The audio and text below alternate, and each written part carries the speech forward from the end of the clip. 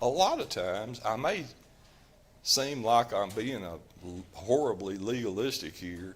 There is a lot of Christian liberty in our service to Jesus. We can set a lot of things on our time when we want to study with somebody, blah, blah, blah. That's not all laid out for us. It tells us what to do, and it gives us a lot of liberty about when and how. But it gives us zero liberty about what we should do, and that's go and teach the world. That's to love our neighbor. That's to serve widows and orphans. On and on and on I could go. So we have a lot of liberty about when and how we could do that, but we don't have any liberty about what we're to do. And I do think it worth mentioning, there are going to be times in our service to God that we probably need to drop whatever it is that we were doing or about to do because something very important comes up.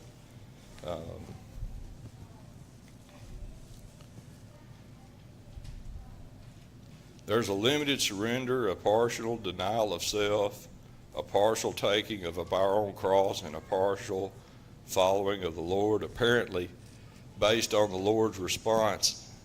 In verse 62, this man had two failings.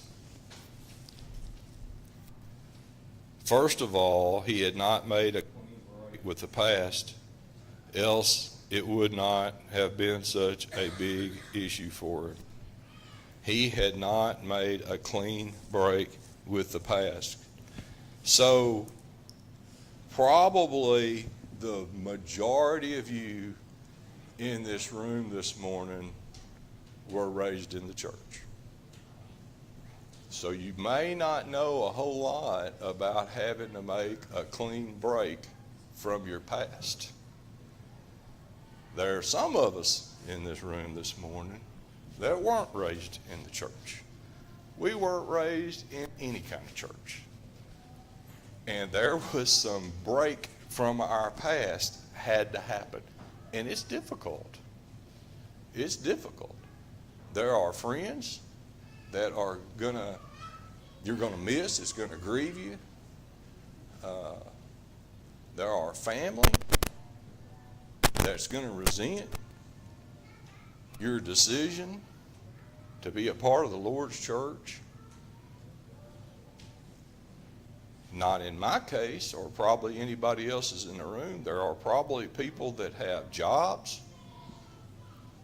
that just don't kind of line up with being a disciple of Christ, that you may have to break away from. So it's not always easy.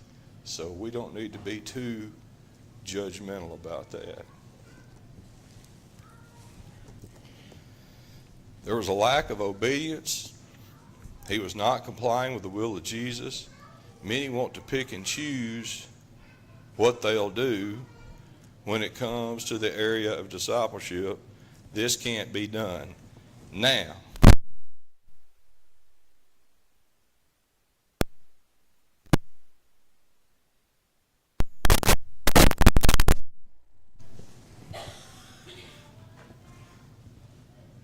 I think the New Testament very clearly teaches that we have different talents and different abilities, and that's what makes us so uniquely wonderful as a group, is because we are a mix of different things. You remember the story where we're compared to the body. We can't all be hands, we can't all be heads, we can't all be ears. And we never want to think that any talent that we have is more important than others. I've told the story before. I didn't even know what a colon was till mine didn't work. And then I found out how big a deal one of those is. Such is work in the church. You know, we talked in our men's Devo yesterday morning about how sometimes it's pretty embarrassing that we get it in our head, oh, so-and-so, they just don't do nothing. They just show up there and go home, whatever.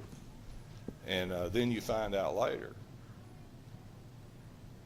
The problem is they're not a glory hog, that they do things that you never know gets done. For instance, I've said this a lot of times. Y'all notice that all the light bulbs are working in here and the globes are clean? I ain't got no idea how that happens. They just always work and the globes are always clean.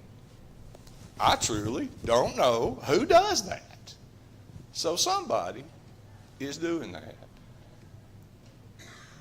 And I may be fussing at them, but they're not doing very much in the church. So be careful about that.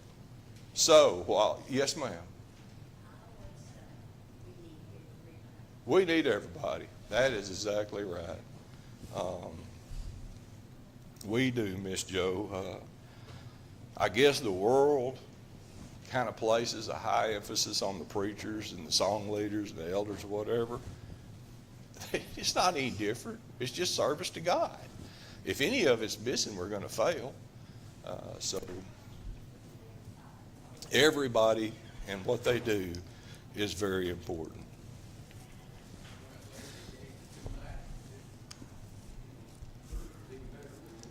That is exactly right. 2 Timothy chapter 2 and verse 21.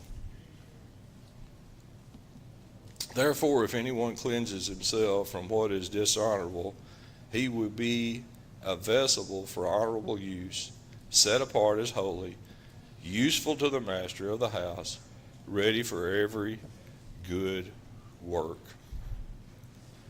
The ground of life, will be rocky, so it's important to keep our hands on the plow and to look ahead and to keep your lines straight.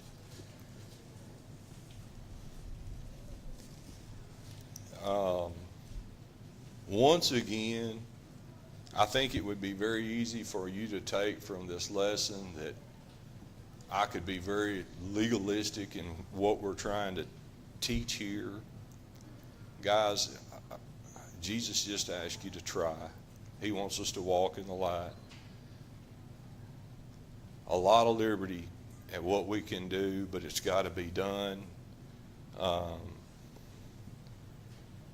And we just need to understand that as we decide to be disciples of Jesus, there are going to be times when our discipleship, our faith is going to be tested. There's going to be difficult times.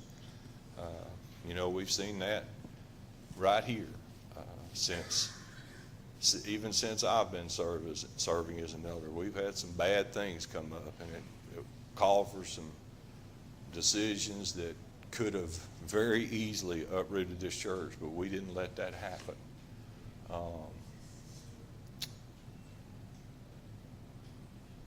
Don't leave here discouraged about your work in the church. Remember what we just read about from Matthew chapter 11. My yoke is easy, my burden is light. Learn from me. Learn from me. Yoke yourself to Jesus and do what you can.